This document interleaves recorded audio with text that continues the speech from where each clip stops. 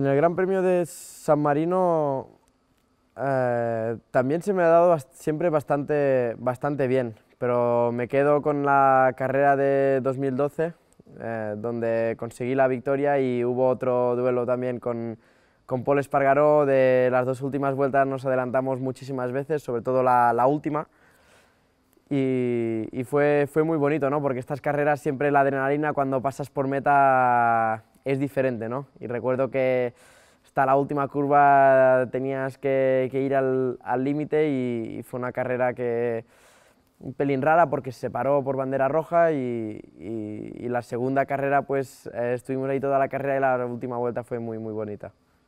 I don't know if you can see him in the background, but Colin Furze is here with us at Silverstone. We're going to be talking to him in a